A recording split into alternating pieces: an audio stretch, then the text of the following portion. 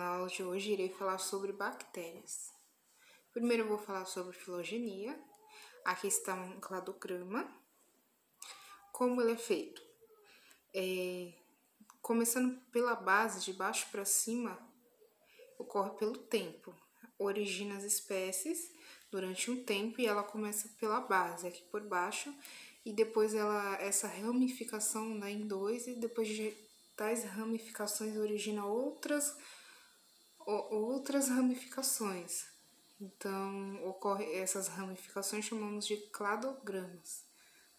E primeiro a gente começa com uma população de uma espécie X, um ancestral comum, que vai originar outros seres vivos. Exemplo, esse cladograma aqui, ele origina dois novos cladogramas, que são dois novos grupos. E esses dois novos grupos, cada um vai formar mais um novo grupo. Se dividir mais dois novo grupo, chamamos do segundo A e B e outro C e D. E essas que estão mais acima, estão no topo, chamamos de espécies atuais hoje em dia. Aqui temos um exemplo. E nesse cladograma a gente insere os caracteres que essas espécies têm em comum. Começamos aqui, a gente tem um exemplo dos vertebrados, os animais vertebrados, no qual eles têm as características semelhantes que se chamam vértebras, as nossas vértebras, e todos esses animais têm vértebras. Quando você vai dos peixes ósseos, do tubarão para os peixes ósseos, a gente sabe que essas vértebras, eles têm esqueletos ósseos, a partir dos ossos dos peixes ósseos. Já o tubarão, um vertebrado que os esqueletos deles não são ossos, são cartilaginosos. Depois, quando a gente chega nos anfíbios, a gente exclui os peixes ósseos, temos outros caracteres que são os 4 membros, que todos os animais terrestres e os anfíbios têm 4 membros. Os peixes não têm porque eles têm nadadeiras.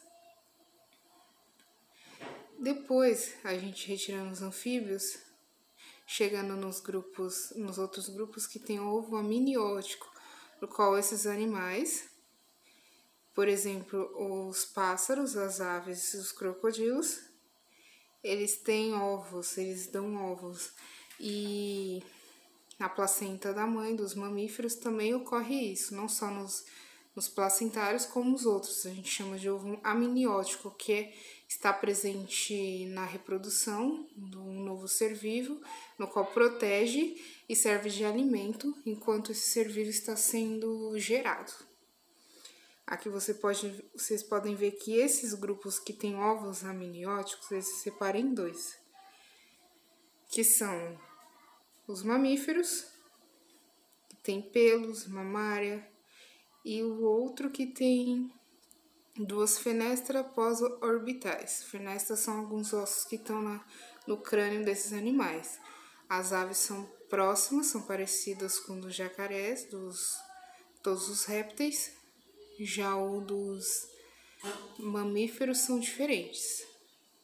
Essa fenestra, essa abertura, ele tem apenas uma abertura óssea no seu crânio. E há outros caracteres que agrupam os répteis e as aves. Já os mamíferos são grupos separados deles, entre os vertebrados. Aqui mais uma explicação, vocês podem ver de baixo para cima, durante o tempo.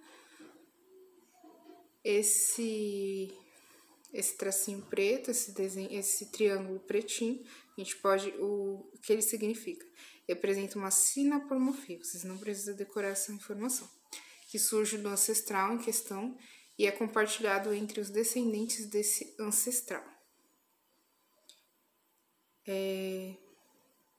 Esses caracteres são compartilhados entre todos esses ancestral.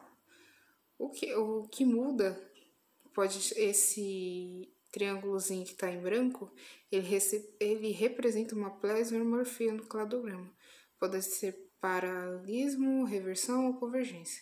Tipo, esse caractere é modificado O mesmo ocorre ali no A e no C, ocorre entre o grupo A e C. Em vermelhinha, a gente chama a representação de uma cladogênese, ou seja, o nascimento de duas novas linhagens a partir de um ancestral único. Tá? Então, esse vermelhinho, na origem é um cladograma, dá 2 cladogramas aqui no X, no Y dá mais 2 e no Z mais outros 2. Vai surgindo os novos grupos com novos caracteres, que esses caracteres são esses retângulos pretinho e branquinho.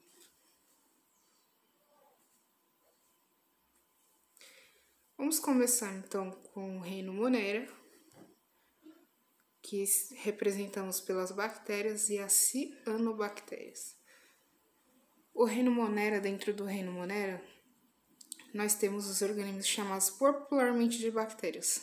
Eles são seres microscópicos, não são vistos a olho nu, através de um microscópio, e são unicelulares. Possuem apenas uma célula. Não são conjuntos de células formando um tecido, não. Algumas espécies são altamente perigosas por causarem doenças, mas em sua grande maioria as bactérias são benéficas e necessárias para o equilíbrio. Essas causam doenças chamamos de parasitas, e essas benéficas a gente chama que está presente no ambiente ou por exemplo, dentro do organismo, por exemplo, dos mamíferos, como nós, que está presente no nosso sistema gastrointestinal e ajuda na digestão dos alimentos. A célula procariótica. Os organismos são colocados dentro do reino Monera, possuem uma organização celular diferente da maioria dos organismos. Eles possuem uma célula procariótica, que não possui uma organização sistemática.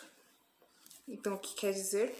Que essa célula, seu núcleo, seu sistema, seu material genético, ele está espesso no citoplasma da célula. Então, ele não está organizado, como ocorre nas células animais, vegetais e de fungos. Ele fica disperso no citoplasma, juntamente com as outras demais organelas. As bactérias são seres unicelulares, possuem uma célula procariótica, uma célula onde não há organização desse material genético que fica disperso. Então, fica disperso esse material genético. Podemos ver aqui as estruturas dele. Normalmente, ela tem esse material genético, DNA. Ele é recoberto por uma membrana plasmática e parede celular. Os vegetais também têm parede celular. Essa parede celular é composta pela camada externa e a camada peptidoglucano. Ela também tem cápsulas. Perdão, essa é a cápsula dela que recobre a célula dela. Ela também tem presente, fora da célula dela, fibras e flagelo. O flagelo serve para movimentação. E essas fibras vocês vão ver mais em frente na reprodução. Características bacterianas. A nutrição. As bactérias podem se compor como autótrofa, produzindo seu próprio alimento, ou heterótrofas, onde precisam capturar alimentos de fontes externas. Essas autótrofas a gente pode chamar elas de cianobactérias, que elas fazem fotossíntese, que ela produz seu próprio alimento. Já as demais bactérias, elas precisam capturar, ingerir alimentos presentes no ambiente. A reprodução ocorre, a maioria das bactérias se reproduzem de maneira mitótica, onde uma célula mãe se divide em 2 novos seres totalmente idênticos. Em menor número, pode acontecer também uma troca de material genético entre as bactérias pelo mecanismo de conjugação. Já a troca de material genético, aí ela utiliza aquela fibra, o qual ela vai passar aquele material genético para outra bactéria.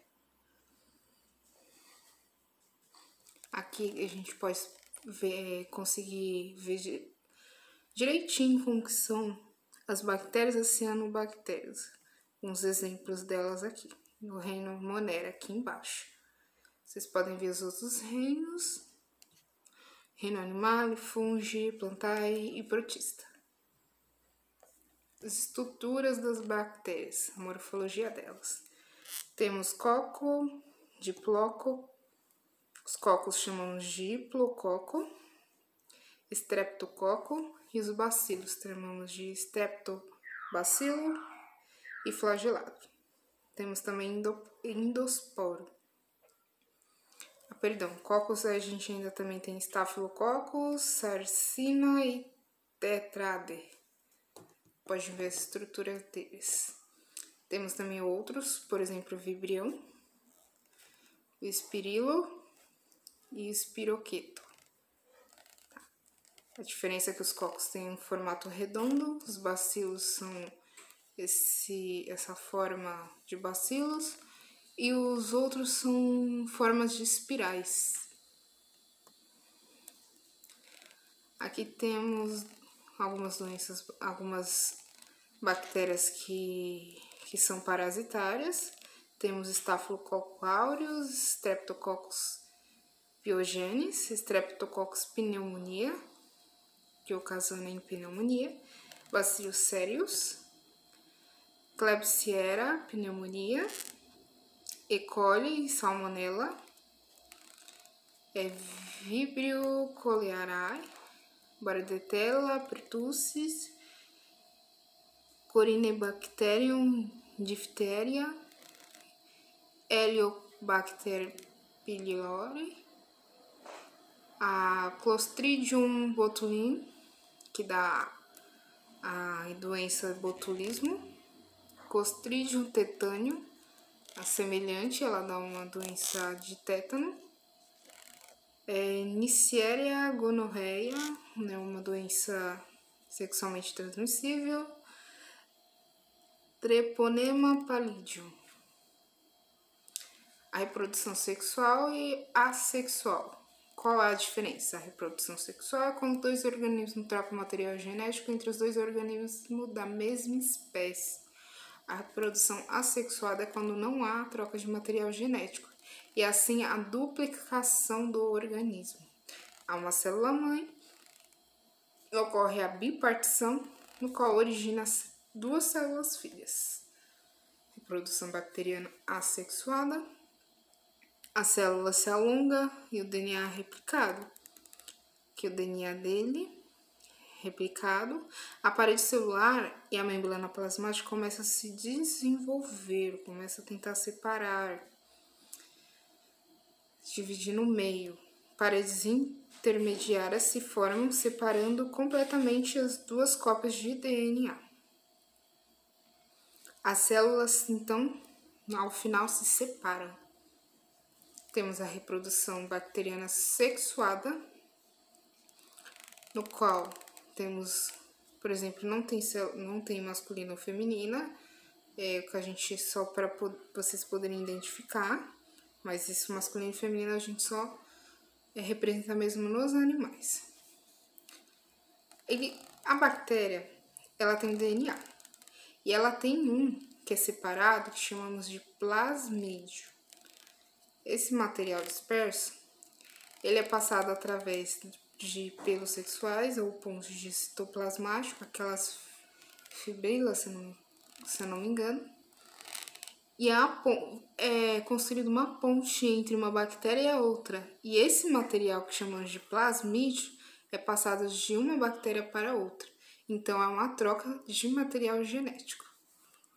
Tá? Ela é duplicado, primeiramente ele é duplicado, e depois ele é passado para essa outra bactéria. Temos algumas doenças bacterianas, que é a placa bacteriana. Todos os dias se formam. Sobre os dentes, a placa bacteriana. As bactérias processam restos de alimentos formando um ácido que causa a desmineração do dente, iniciando o processo de cárie. Então, acaba desmanchando os dentes, degradando os dentes.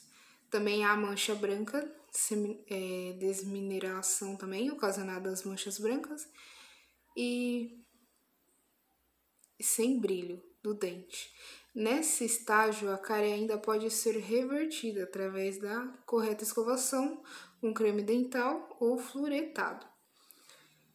Já a cavitação é o agravamento na etapa anterior, que gera cavitação, um buraco no dente, gerado pela desmineração do dente. E a evolução da cárie, então. Caso não haja o correto tratamento, essa lesão pode aumentar a cada vez mais, chegando ao canal do dente.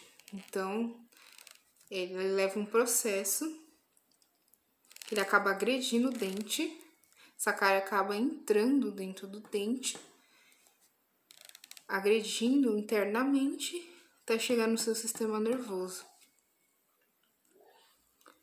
Também temos o tétano, que é o tétano, depois vocês podem estar dando uma olhada. Ela é uma doença infecciosa, que ocasiona a dificuldade de deglutição, rigidez na nuca muscular, levando a insuficiência respiratória. Há também a transmissão, a pessoa pode se infecta com a bactéria através de um ferimento contaminado com a terra. Tá? Ela está presente basicamente, depois eu vou passar esse material para vocês. Resumindo, o tétano, ele é provocado através de uma bactéria Clostridium tetani. Ela está no ambiente, normalmente em ferro enferrujado. Então é importante a vacina que é disponibilizada, a DTPA, que previne contra a difteria, o tétano e a coqueluche também. Então é importante que você evite esses, mesmo tomando vacina, é bom que evite tocar quando você tiver com alguma feridinha, tocar nesses prego, por exemplo, uma coisa enferrujada, porque ela pode estar ali e você pode acabar adquirindo essa bactéria.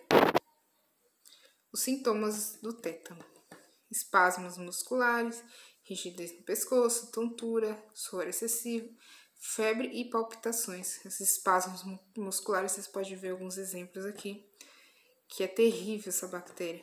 Então é bom evitar mesmo ferrugem, encostar em ferrugem, principalmente quando você tem um ferimento, mesmo tendo as vacinas em dia. Botulismo, depois vocês podem estar dando uma lida também. Ela é provocada pela bactéria Clostridium botulinum. Essa bactéria se encontra em alimentos enlatados, no qual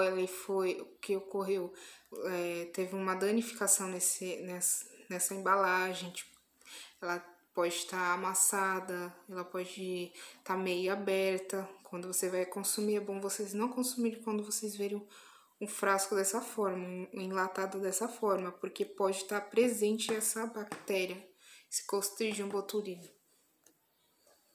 Então, como prevenir? Para prevenir o botulismo no consumo de alimento, você deve notar alguns ingredientes na embalagem, como uma lata de enferrujadas também, furada com prazo de validade vencido. Então, tem que tomar cuidado também com esses produtos vencidos e enferrujadas, além de amassadas e danificadas. Sintomas: dificuldade em engolir ou falar, fraquezas faciais em ambos os lados da face, visão turva ou dupla, pálpebras caídas, dificuldade em respirar e paralisia. Eles normalmente utilizam uma forma reduzida no botox, chamamos de botox, e a aplicação da toxina normalmente no pescoço e rosto para tirar marcas de expressão e rugas. É muito perigoso, é feito para estéticas, mas é muito perigoso, tá? Porque a gente está se dando com uma bactéria que é prejudicial ao ser humano. Temos também a hanseníase, antigamente chamada de lepra, a bactéria Mycobacterium leprae. Aqui é uma doença causada por esse bacilo, que ataca normalmente a pele, os olhos e os nervos. Ela causa manchas brancas ou avermelhadas em qualquer área do corpo. A alteração da sensibilidade ao calor, frio, dor, principalmente nas mãos e no pé. A sensação da área dos olhos fica embaçada ou ressecada de repente. Também o nariz entupido com frequência, aparecimento de sangue e ferida, a diminuição da força muscular em alguns casos. A transmissão ocorre por meio de secreções respiratórias quando uma pessoa infectada libera esse bacilo no ar, pela tosse, espirro, fala, bocejo, porém a infecção dificilmente acontece depois de um simples encontro social, mas por conta do íntimo e frequente. A meningite bacteriana, provocada pela bactéria Neisseria meningitis, é uma inflamação nas meninges, membranas que envolvem os cérebros. A infecção pode ser provocada por vírus, bactérias, fungos, bacilos de Koch, que causa a tuberculose, tá? No momento a gente está falando dessa que é a bacteriana. Quando causado por bactéria, principalmente a meningite meningocócica, a inflamação pode se espalhar pelo corpo através da circulação sanguínea, criando quadro generalizado. Nessa situação, podem aparecer manchas vermelhas pelo corpo, além da gangena nos membros. Entre as sequências da meningite estão a perda das funções cerebrais, surdez, alteração motora, paralisia, disfunção renal, nos nossos rins, onde é eliminada a urina, e problemas de memória e perda visual. Os principais sintomas da doença são febre, dor de cabeça, rigidez no pescoço e vômito. Pode aparecer ainda a fotofobia, sonolência, dores nas articulações. Em bebês, ainda há abalamento da moleira dele, aqueles ossinhos que fica assim bem na cabeça, bem em cima, abalamento. Tipo a bacteriana, a gente pode encontrar pneumocócica, meningocócica. A transmissão é pelo contato com outra pessoa infectada. Prevenção através da vacina do tipo C de meningite. Faz parte do calendário da vacinação para crianças até 2 anos. Nas clínicas particulares está disponível para os subtipos A, C, W e Y. Temos também a cólera.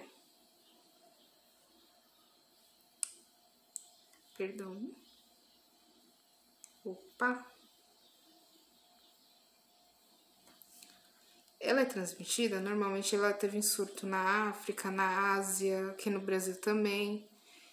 Ela é transmitida pela bactéria Vibrio cholerae e ela acaba sendo ingerida através de água contaminada e ela vai para o intestino grosso. Lá ela acaba agindo e levando a pessoa à enfermidade. Por isso que é importante a água tratada, filtrada, em regiões assim que não tem saneamento básico, é necessário filtrar. Os sintomas: a diarreia leve, seguido por uma purgação violenta, as fezes são moles, aquosas, há náuseas e vômitos, sente-se muita sede, cansaço e temperatura sobe, a pressão arterial cai. A leptospirose, como prevenir, tá? Então, ela está presente no sistema, nos rins do rato. E como se pega? Em tempos muito chuvas, rios, córregos e a própria rede de esgoto transbordam. Essa água que enche invade tocas de ratos e contamina a água de residências, levando à leptospirose que estava no meio ambiente. O homem entrar em contato com a água ou lama contaminada pode infectar-se, especialmente se tiver cortes ou arranhados na pele ou nas mucosas. Alimentos, medicamentos e a água de beber contaminadas também transmite a leptospirose pela ingestão. Os sintomas são parecidos com o da gripe: dor de cabeça, dor muscular, febre, mal-estar. Nos casos mais graves pode aparecer outros sintomas, como é manifestação hemorrágica, hemorragia, que é perda de sangue. Aqui tem mais algumas informações.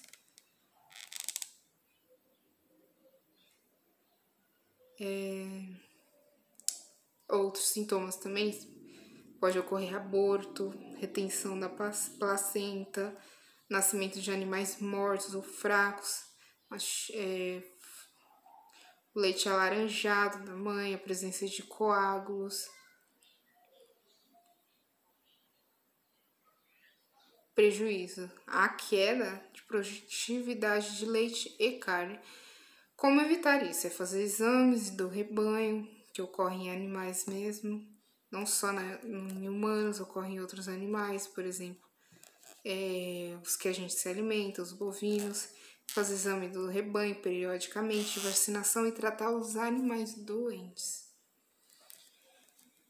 Tuberculose, ela é provocada pela doença Mycobacterium tuberculosis.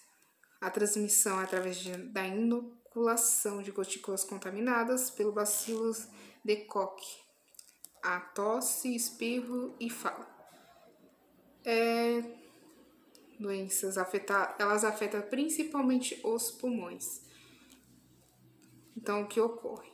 A infecção inicial por tuberculose no lobo superior direito, a progressão para a tuberculose ativa na cavitação, há múltiplas lesões na cavidade e erosão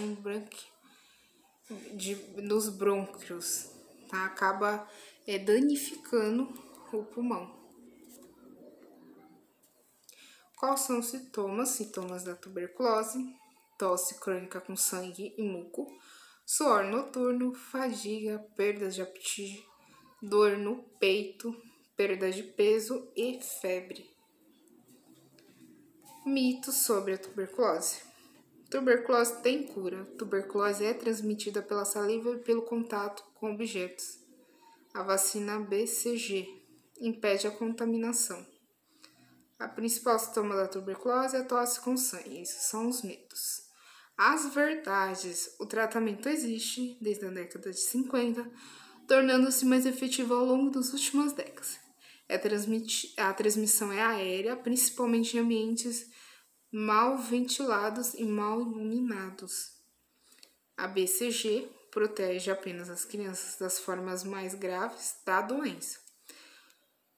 A BCG é a vacina.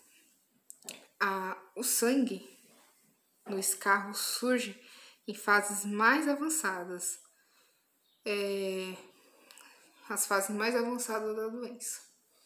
Pneumonia. A infecção é causada pela bactéria Streptococcus pneumoniae, conhecida popularmente como pneumococo, que se aloja nos pulmões, causando uma irritação e, consequentemente, reações no sistema imunológico. Então, ela é parecida com a tuberculose. Nos alvéolos normais, há espaço para entrada de ar. Já nos alvéolos com pneumonia, há inflamação da parede do alvéolo. A cor fica um fluido amarelado ou esverdeado, ocupa espaço que deveria ser preenchido pelo ar. Por isso que quando a pessoa vai liberar ele, vocês veem que é meio esverdeado ou amarelado.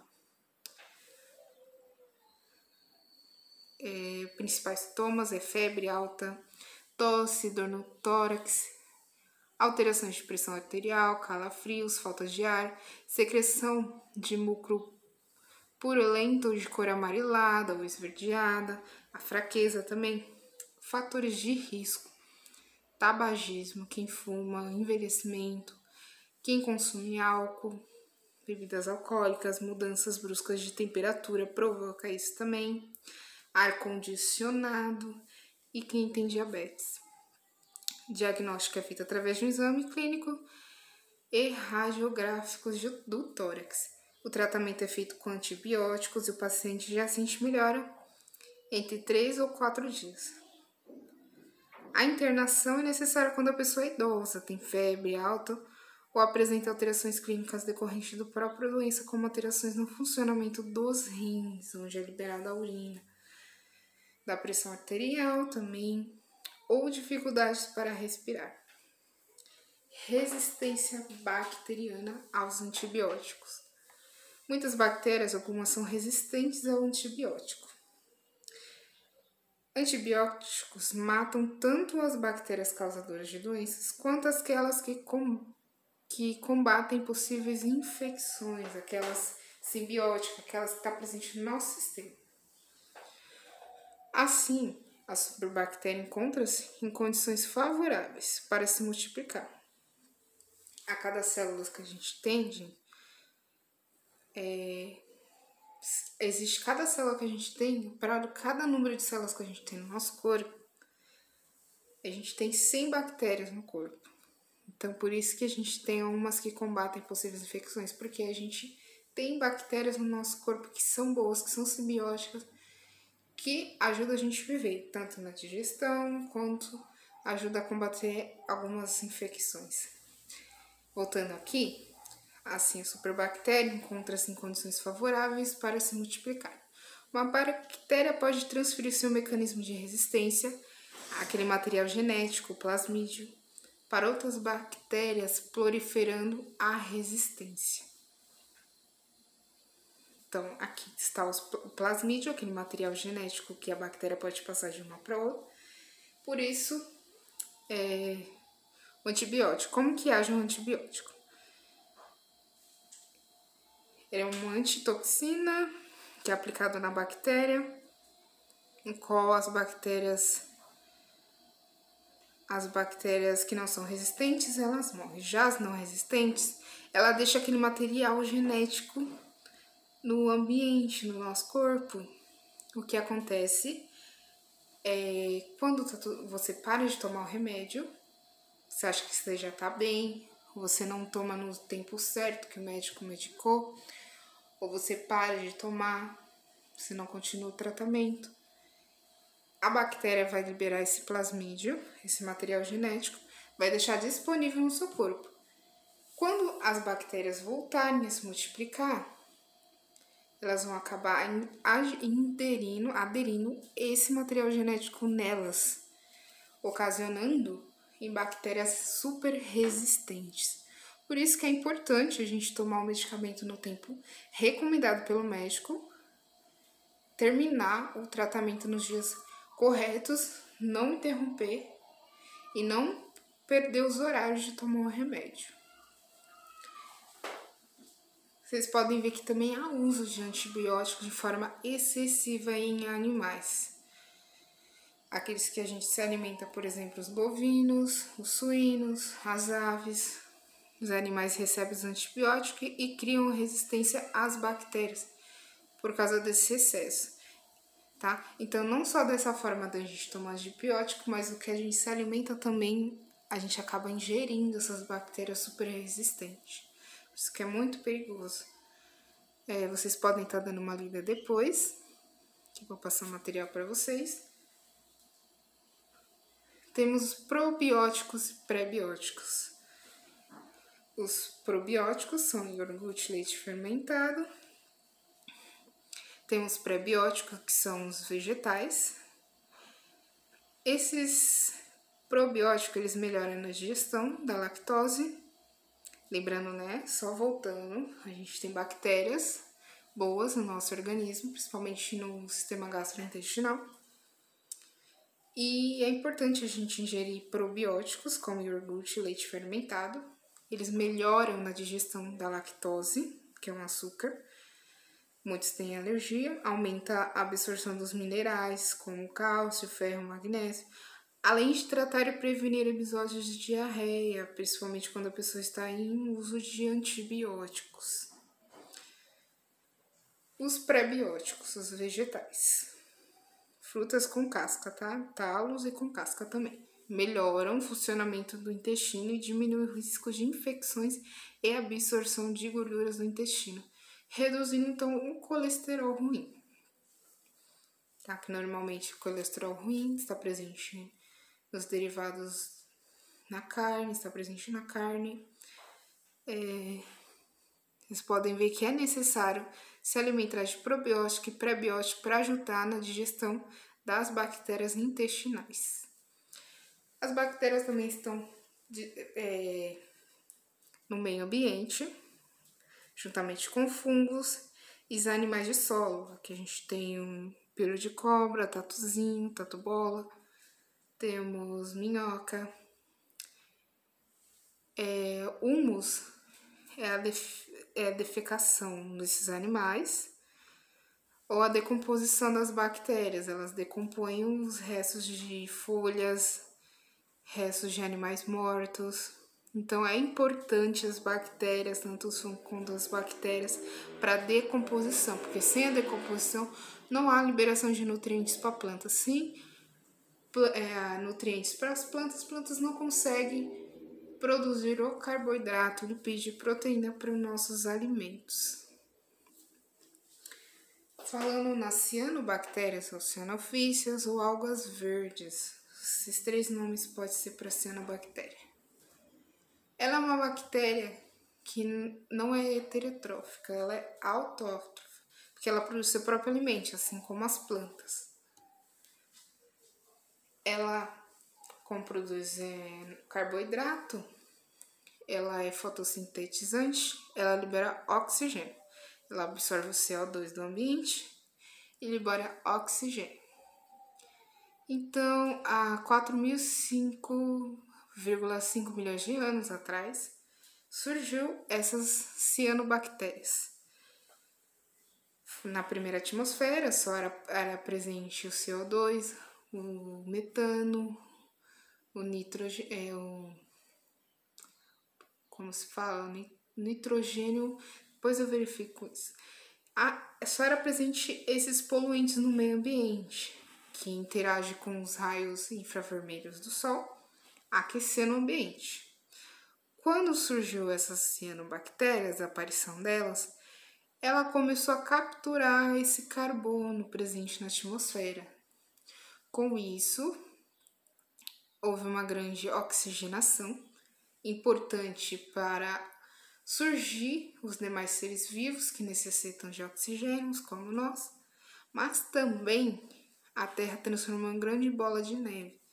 Começou a transformar-se, como não tinha mais tanto CO2 disponível na atmosfera para interagir com o infravermelho do Sol, para esquentar a Terra, ocasionar no efeito estufa. O efeito estufa é necessário para a Terra, mas em excesso superaquece a Terra. Mas esse era um processo ao contrário, que estava esfriando a Terra. Isso é mais de um dos fatores que contribuiu para a era glacial. Quando se tornou mais moderado, a atmosfera mais moderada, então esse CO2 e o oxigênio na atmosfera ficou em equilíbrio. Eutrofização nada mais é que as cianobactérias presentes em rios, em abastecimentos. Quando há liberação de nitrogênio, fósforo, do esgoto não tratado, de fertilizantes artificiais, essas algas em excessos, normalmente ela libera oxigênio para os peixes e os demais seres vivos que necessitam de oxigênio na água.